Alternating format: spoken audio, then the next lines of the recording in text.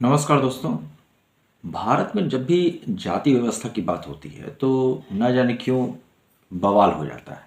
और एक चीज़ जो हमेशा देखी जाती है वो ये कि जाति के नाम पे हमारा हिंदू समाज जो है वो बढ़ जाता है। हिंदू समाज में जब ये जाति व्यवस्था की बात आती है तो यहाँ पे जो सबसे टॉप मोस्ट पोजीशन होता है अपने आक्रोश को व्यक्त करने का, एक्सप्रेस करने का, प्रकट करने का, वो है आंदोलन करो। और ये आंदोलन कई मर्तबा भारत में हो चुके हैं। और जब आरक्षण की बात आती है तो ये आंदोलन बहुत ज़्यादा ही विकराल रूप ले लेता है। हालांकि कोई इसके तह में जाना नहीं चाहता है, लेकिन इतना तो तय है कि भारत में अगर आपको शासन करना है या अगर आप चाहते हैं कि आप लंबे समय तक शासन करें तो आपको कहीं ना कहीं ये जातियों का मैनेजमेंट करना आना चाहिए। और जातियों को मैनेज करके कैसे इसे वोट में कन्वर्ट किया जा सकता है, ये अगर आप सीख लेते हैं और इसी को पॉलिटिकल साइंस भी आप समझ लें या कुछ भी समझ लें तो जिसको हम कहते हैं कि कुछ लोग की बड़ी अच्छी पकड़ है भी जो वर्तमान में सरकारें हैं या जो पूर्व की जो सरकारें थी, सबने लगभग इसी बेसिस पे लंबे समय तक काम किया है। ऊपरी तौर पे देखा जाए तो कोई ये कह सकता है कि हमने समाजवाद को आधार बनाया, या कोई कह सकता है कि हमने विकासवाद को आधार बनाया है, या ये कोई कह सकता है कि हमने धर्म को आधार बनाया, उसके हिसाब से हमने शासन किया है। लेकिन भारत में जो शासन की एक प्रणाली रही है आज़ादी के बाद से, अगर मैं बात करूं तो कहीं ना कहीं जाति व्यवस्था के आधार पे रही है। और जो इस केमिस्ट्री को समझ लेता है, जो इस मैनेजमेंट को बेहतर तरीके से कर ले जाता है, वो लंबे समय तक शासन करता है। तो ये जो जाति व्यवस्था भारत में रही है, इसने कहीं ना कहीं भारत के समाज का नुकसान भी किया है। और मेरा मानना है कि जब तक जाति व्यवस्था रहेगी तब तक आप आरक्षण पे कितना भी चिल्ला लें, कुछ होने वाला है नहीं। बिकॉज बात घूम फिर के वही आ जाती है, अगर आप आरक्षण हटाओ की बात करते हैं तो फिर वो कहते हैं कि मेरे अधिकार का क्या होगा, या जो मेरे अधिकार सुरक्षित नहीं रहेंगे, मेरे हक का क्या होगा। तो दोनों तरफ से फाइट चलती रहेगी। तो एक बात हम लोग को समझना होगा कि आखिर जाति व्यवस्था की शुरुआत होती कहाँ से है। हालांकि इस पे पहले भी कई बार डिबेट हो चुका है और मैंने भी अपने चैनल्स पे कई बार इस पे बारे में बात किया है, लेकिन फिर मैंने सोचा कि थोड़ा सा आज और इस पे चर्चा करते हैं जाति व्यवस्था को लेकर। तो अगर देखा जाए तो हमारे देश में जब भी जाति व्यवस्था की बात आती है तो एक जो किताब हर जगह जलती हुई आपको दिखाई देती है वो है मनुस्मृति। मनुस्मृति को कोई भी जला देता है और वो कहता है कि सबकी जड़ में ये मनुस्मृति है। और मनुस्मृति को एक बड़ा अच्छा एक हिस्टोरिकल और पवित्र पुस्तक के तौर पे देखा जाता है। आप उससे कुछ भी नाम दे सकते हैं, जहाँ पे कई अच्छी चीज़ें लिखी गई हैं। मनुस्मृति जो है वो भारत के इतिहास का, भारत के संस्कृति का, भारत के सभ्यता का हिस्सा रही है, लेकिन फिर भी सिंबल के तौर पे उसे ही जलाया जाता है और ये दिखाया जाता है कि भारत में जाति व्यवस्था के लिए या फिर शोषण के लिए या फिर किसी भी तरीके के जो एक खास विशेष वर्ग के साथ जो गलत हुआ है या उन्हें दबाया गया है या उन्हें शोषण किया गया है या उन्हें हाशिए पर डाल दिया गया है, उन सबके लिए जो जिम्मेदार है वो ये किताब ही है और उसे ही जलाया जाता है। तो एक तरीके से ये सिंबल बन चुका है मनुस्मृति। लेकिन इसके साथ साथ कहीं ना कहीं बड़ी जो खास और इंटरेस्टिंग बात देखने को मिलती है दोस्तों कि मनुस्मृति में जो है वो 4 वर्ण का बंटवारा है उसमें, और वर्णों के आधार पे जो है वो पूरी की पूरी सामाजिक संरचना देखने को मिलती है। मतलब कि ब्राह्मण, क्षत्रिय, वैश्य और शूद्र, ये हम सभी लोग जानते हैं। और इसमें बहुत खुल के बात कही गई है कि भाई देखो, यहाँ पे कोई रिजिड व्यवस्था नहीं रहेगी कि ब्राह्मण का लड़का ब्राह्मण ही होगा या क्षत्रिय का लड़का क्षत्रिय होगा।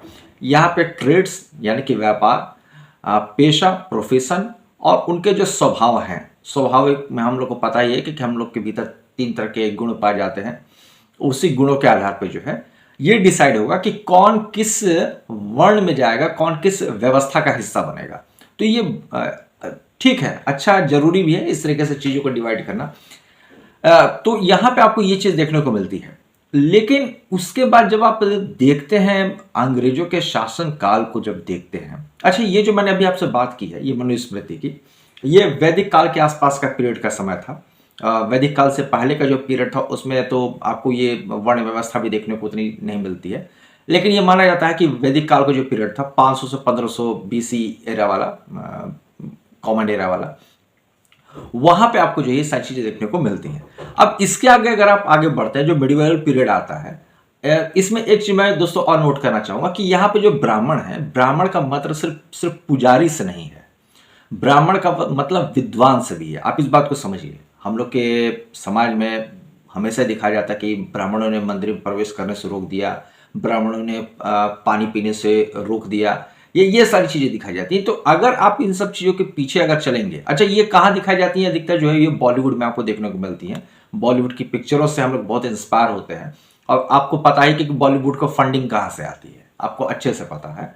तो उनके लिए वो ऐसा क्यों दिखाना चाहते हैं, किस पर्पस से दिखाना चाहते हैं, इसको बताने की जरूरत नहीं है। लेकिन हमारा समाज जो है वो, मैंने जैसे पहले भी कहा था कि हमारा समाज जो है वो पढ़ता कम है और देखता ज़्यादा है, और जो चीज़ उसे दिखाई जाती है उस पर वो तुरंत विश्वास करता है, क्योंकि पढ़ने में समय देना पड़ता है, जबकि देखने में ना तो ज़्यादा समय देना पड़ता है, ना तो ज़्यादा समझने की जरूरत पड़ती है। तो एक भारत में आज जो लड़ाई चल रही जाति व्यवस्था की, उसमें मुझे जो लगता है वो ये कि कहीं ना कहीं हमारे समाज है उसमें थोड़ी सी जहालत आ चुकी है, जाहिलता आ चुकी है, जिसके कारण जो है हम लोग तुरंत उग्र हो जाते हैं और ऊपर जाति, नीची जाति, अगड़ी जाति, पिछड़ी जाति, सब इसमें घुस जाते हैं। अब वर्ण व्यवस्था में आप देखते हैं तो वहां पे आपको ब्राह्मण, क्षत्रिय, वैश्य और शूद्र देखने को मिलते हैं, लेकिन दलित शब्द नहीं आता है।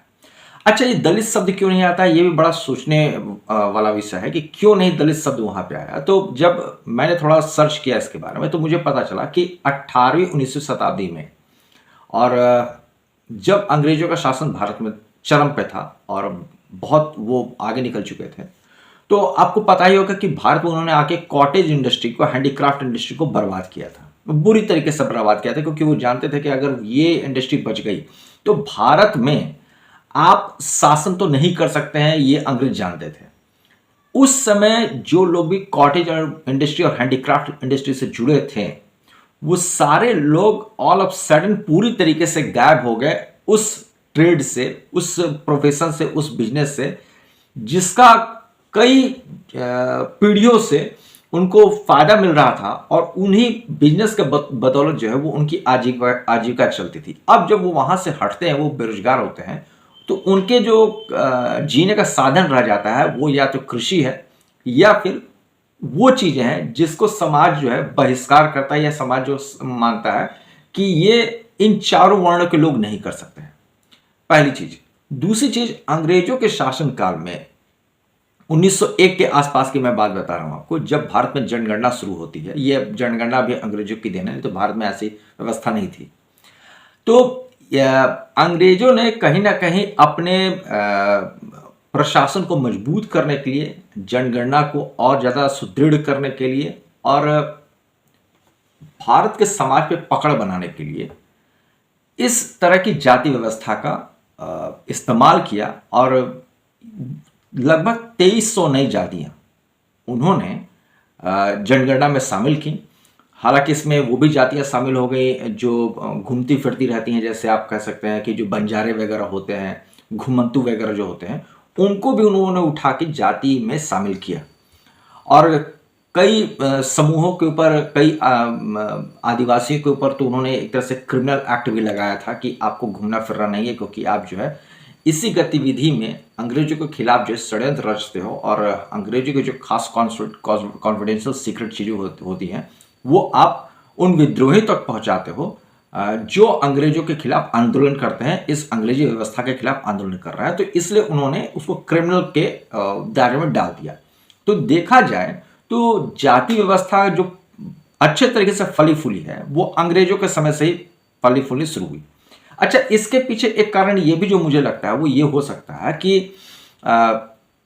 फूट डालो और राज करो, ऐसा उनका कॉन्सेप्ट रहा था अंग्रेजों का। उन्होंने ये कॉन्सेप्ट लेके ही भारत को लंबे समय तक उन्होंने शासन किया था। तो मुझे जहां तक लगता है कि अगर लॉजिकली देखा जाए तो ये कहीं ना कहीं ज्यादा सटीक बैठता है कि भारत में जो जाति व्यवस्था है वो अंग्रेजों की देन है, ना तो मनुस्मृति की देन है। क्योंकि मनुस्मृति में जो चार आपको मिलते हैं वो वर्ण व्यवस्था मिलती है, जो बाई ट्रेड, प्रोफेशन, ऑक्यूपेशन के आधार पर काम करती थी, ना कि इन्हें इतना रिजिड बना दिया गया था कि ब्राह्मण का लड़का ब्राह्मण ही होगा, क्षत्रिय का लड़का क्षत्रिय होगा, शूद्र का लड़का शूद्र ही होगा और वैश्य का लड़का वैश्य ही होगा। तो ये जो आप देखते हैं सरकारी दस्तावेज में सरनेम भरने की जो प्रक्रिया होती है, ये कहीं ना कहीं अंग्रेजों के जमाने से शुरू हुई है। उससे पहले ऐसा कुछ नहीं हुआ करता था।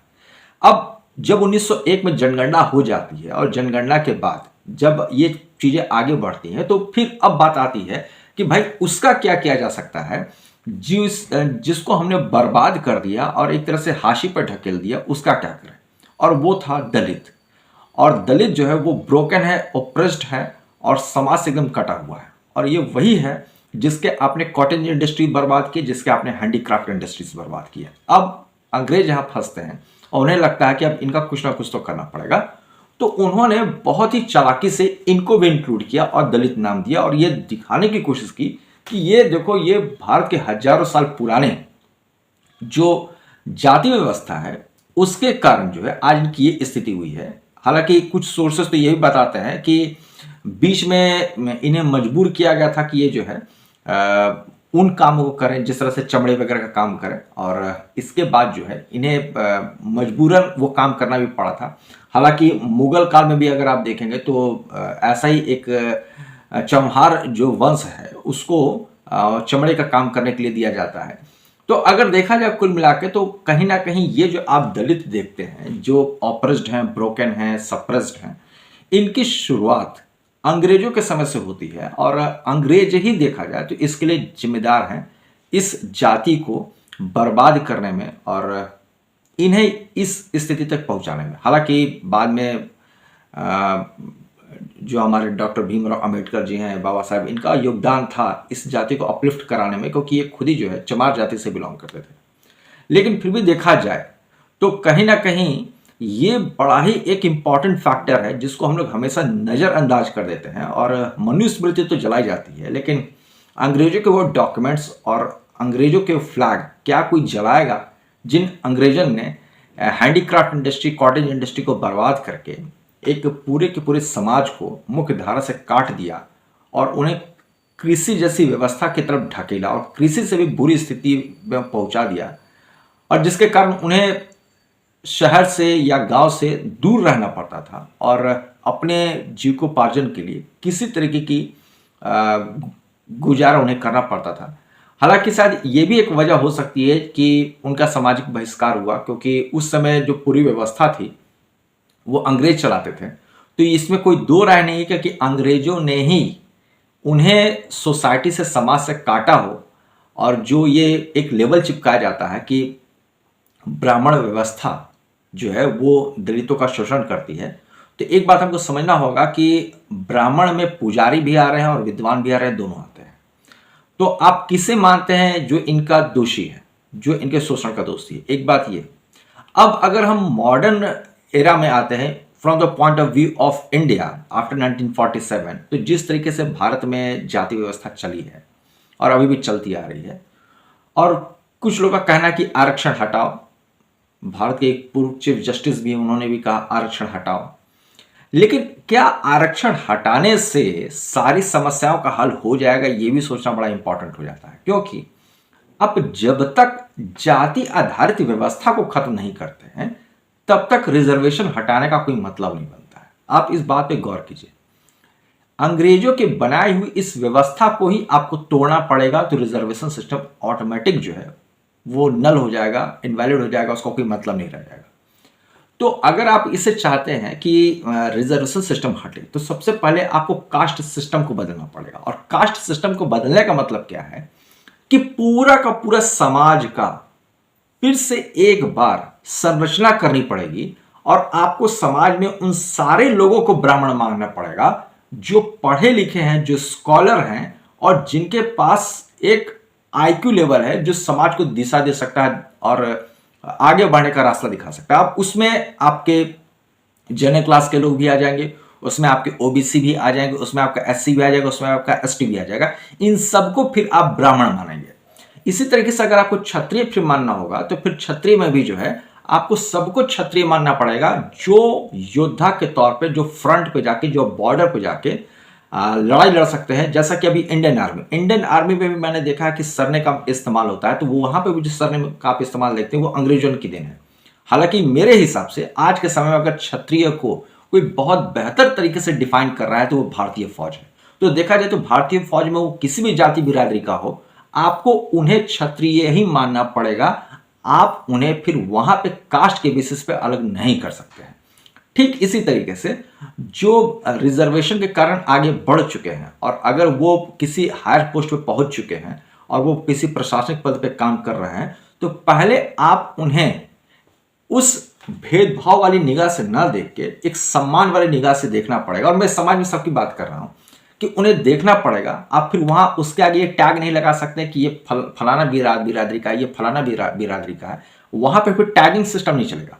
तो कहने का मतलब क्या है कि अगर आप चाहते हैं कि ये आरक्षण सिस्टम खत्म हो, तो पहले आपको जाति व्यवस्था जो अंग्रेजों के द्वारा बनाई गई थी उसको पूरी तरीके से नलिफाई करना पड़ेगा, उसको पूरी तरह से इनवैलिड करना पड़ेगा। और समझ लीजिए कि ये एक तरीके से पूरी तरीके से नई प्लॉटिंग ही होगी जो भारत में। और उसके बाद ही इसके बाद जो है आप रिजर्वेशन हटाओ करते हैं या रिजर्वेशन बचाव करते हैं, जो भी आपकी इच्छा वो आप कीजिए। लेकिन पहले आपको ये जाति आधारित व्यवस्था हटा के वर्ण व्यवस्था लानी पड़ेगी। और वर्ण व्यवस्था के आने के बाद ही फिर ये देखा जाएगा कि अब किसको यहां पे आरक्षण देने की जरूरत है और किसको आरक्षण देने की जरूरत नहीं है। अब वर्ण व्यवस्था आए और जाति व्यवस्था जाए, इसके लिए क्या समाज तैयार है? ये क्वेश्चन समाज को इसका जवाब देना पड़ेगा कि क्या समाज तैयार है वर्ण व्यवस्था लाने के लिए और जाति व्यवस्था को जाने देने के लिए। तो इस पे सोचिए, गौर कीजिए, अपनी राय दीजिए और बताइए आप इसके बारे में क्या सोचते हैं कि क्या वर्ण व्यवस्था भारत में फिर से लौटना चाहिए, जाति व्यवस्था जानी चाहिए और उसके बाद ही रिजर्वेशन का मुद्दा हल किया जा सकता है। ये सबके सोचने के लिए दोस्तों, इस पर सबको विचार करना चाहिए। मिलते हैं किसी नए विषय पर चर्चा करने के लिए। तब तक के लिए जय हिंद, वंदे मातरम दोस्तों।